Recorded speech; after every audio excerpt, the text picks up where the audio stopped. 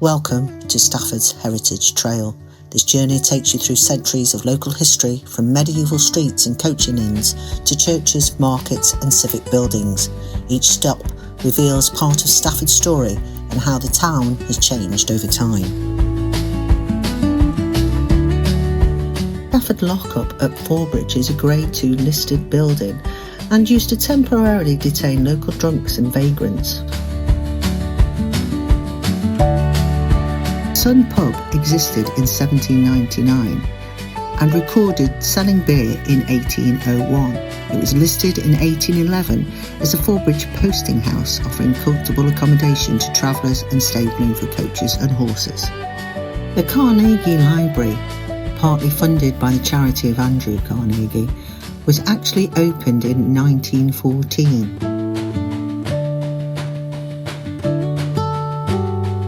The Odeon Theatre opened on the 5th of October in 1936 with a live performance by Jack Payne and his band, followed by Charlie Chaplin's Modern Times.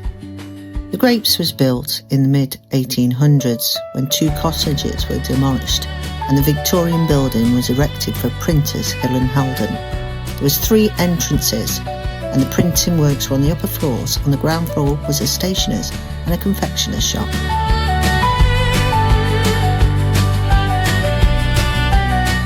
Picture House opened in February 1914 and screened silent films accompanied by live music. In 1917 a cinema organ was installed, but by 1930 it had transitioned into the talkies. Green Bridge marks the site of Stafford's earliest river crossing. The first recorded mention of a bridge here dates back to 1285. It was rebuilt between 1781 and 82 when it was constructed from brick and stone. One of its features is the keystone, proudly displaying the Stafford knot and the date of 1860.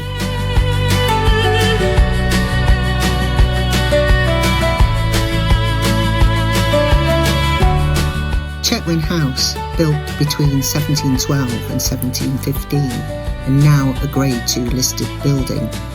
50 years after its construction, the house became the property of William Horton, a pioneering figure in the town's shoe industry. Horton was a close friend of Richard Sheridan, playwright and politician. Sheridan served as a Member of Parliament for Stafford. On Mill Bank are the remains of the town mill, once a bustling centre of local industry. The mill harnessed the power of the River Sow to grind grain into flour, serving the town's growing population.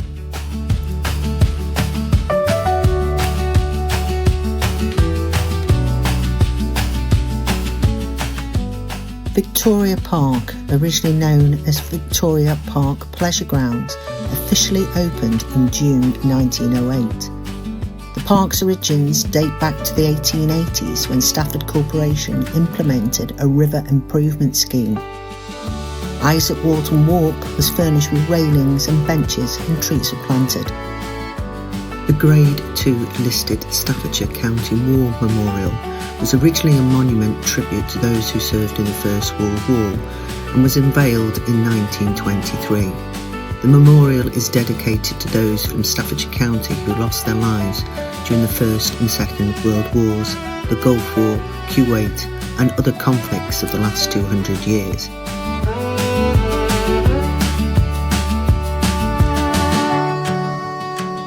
Broad-Eye Windmill, built in 1796 by John Wright, was constructed using stone from the demolished Elizabethan Shire Hall and initially built to address food shortages caused by high grain rates and the export of flour to Birmingham via the Staffordshire and Worcestershire Canal. Stafford General Infirmary, originally built in 1772, the infirmary was established to provide essential healthcare to the local community at a time when medical facilities were scarce.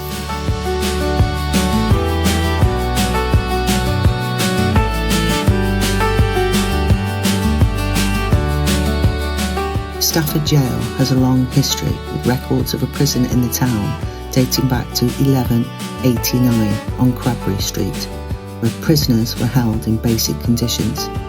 In 1793, a new purpose-built jail was constructed on Jail Road, provided improved security and facilities.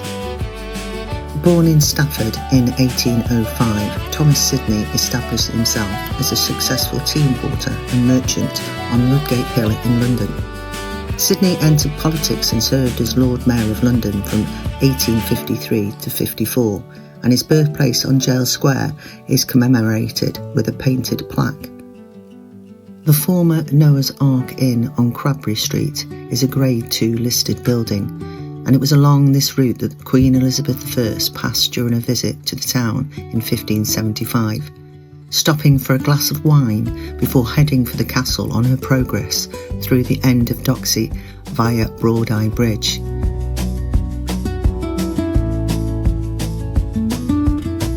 Knowles Almshouse is a Grade II listed building built by Sir Martin Noel, a wealthy London merchant who made his fortune through trade and later the colonies of Barbados.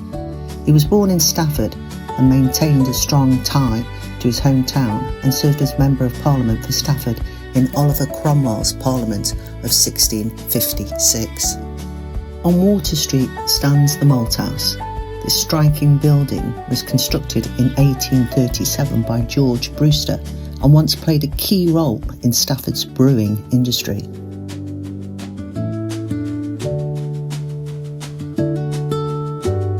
Primrose Cottage on Mill Street is a Grade II listed building dating back to 1610. With its iconic thatched roof, it was originally a residential dwelling, evolving into a commercial premises in the 19th century. The former Sheriff's Office on Church Lane is a Grade II listed timber-framed building dating from the 15th century. It features a distinctive jettied upper floor, common design in medieval Stafford to maximise space on narrow streets.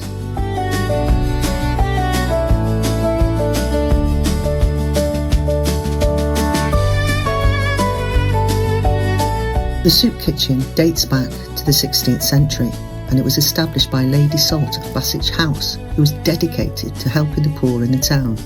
As well as providing food, the soup kitchen also offered nursing care. Church Lane Evangelical Church first opens its doors in 1839. The Grade II listed building, originally established for the Plymouth Brethren and later the Free Church.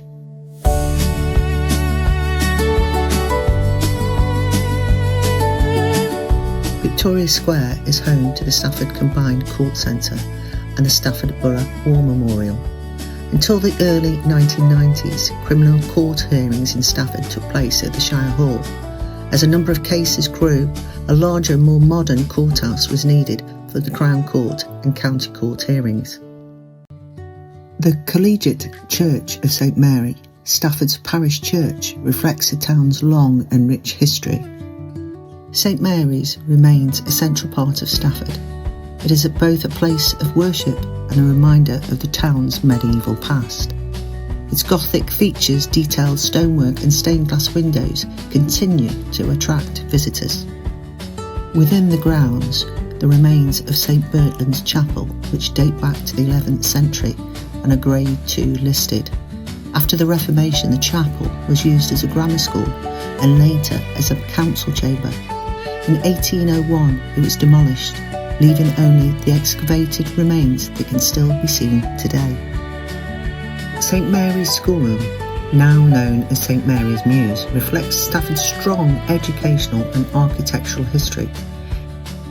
As you walk through St Mary's Passage, you are surrounded by centuries of history, from the towering church to the schoolroom, which was built in 1856.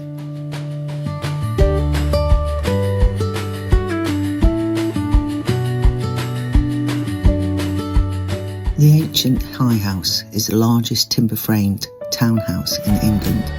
It was built in 1595 by the Dorrington family and is now a Grade II star-listed building. In 1642, during the early months of the English Civil War, King Charles I and Prince Rupert stayed here. Letters signed by the King at the High House still survive today, giving it a real link to that time. The Swan Hotel is a Grade II star-listed coaching inn and has been welcoming visitors since the 18th century. The Swan is closely linked with its neighbouring buildings. Together they show around 250 years of architectural change.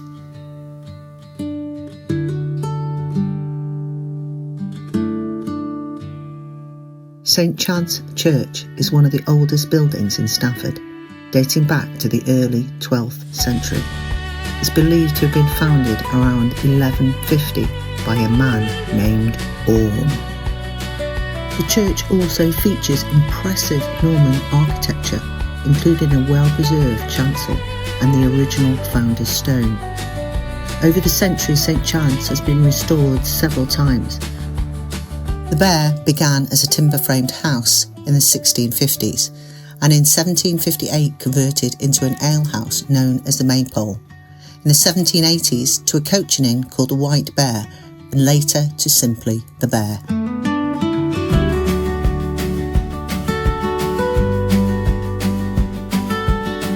County buildings on Martin Street are a Grade 2 listed example of Baroque Revival architecture, designed by Henry Hare and completed in 1895. They were built for Staffordshire County Council following the Local Government Act of 1888.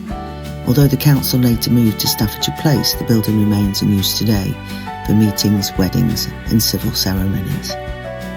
The Market Vaults is a Grade 2 listed Georgian townhouse built around 1800. Originally opened as Morgan's Liquor Vaults, it features a rare surviving pub frontage from that period. And over the years, it has had several names, including Eaton's Vaults and the Chains Vaults. Avrill's Walk links Greengate Street and St Mary's Grove, named after a chemist shop once on Market Square, later replaced by Boots.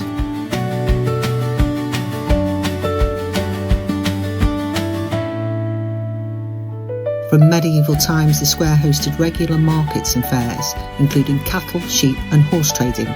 Between the 15th and 17th centuries, nearby areas was known as Horse Fair and Cow Street.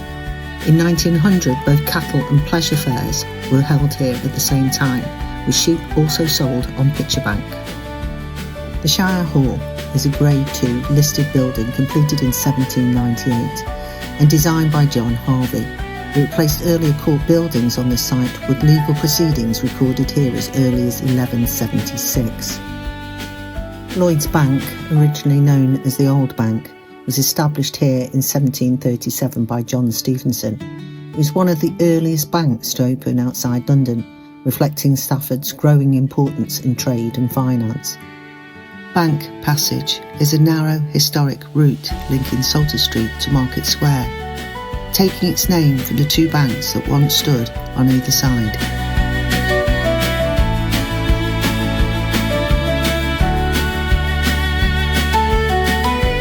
The Vine Hotel is a Grade 2 listed building on Salter Street, with roots going back to at least 1782. An earlier inn stood here from 1468, later known as the Saracen's Head. Ye Old Rose and Crown dates back to at least 1592 and was recorded as a tippling house in 1606. It was known as the George in 1662 before coming Ye Old Rose and Crown in 1702. Stafford Gatehouse Theatre was originally the Borough Hall, opened in 1877 as council offices on the site of the former pig market used from 1662 to 1875. The area had earlier buildings, including inns such as the King's Arms and the Blue Bull, along with Matthew's Yard Forge before being redeveloped by the Borough Council. Eastgate House is a Grade 2 listed red brick townhouse built in 1683 for General John Dolphin. It's one of the earliest brick-built homes in Stafford and was later updated in the 1800s. The Colonnade and Tudor House on Eastgate Street form an historic shopping arcade created in 1984 from a 17th century timber-framed building.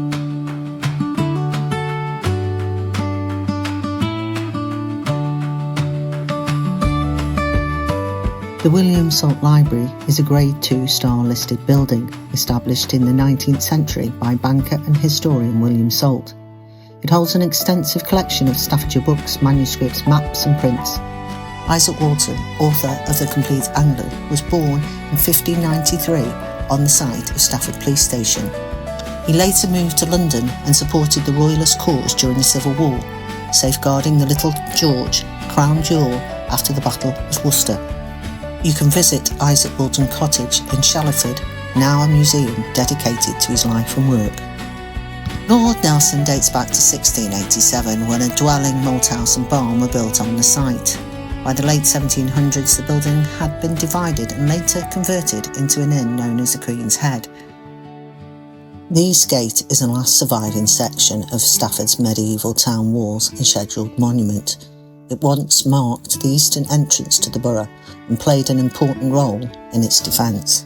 In 1575, Queen Elizabeth I entered Stafford through this gate, where she was formally welcomed by town officials and presented with a silver cup.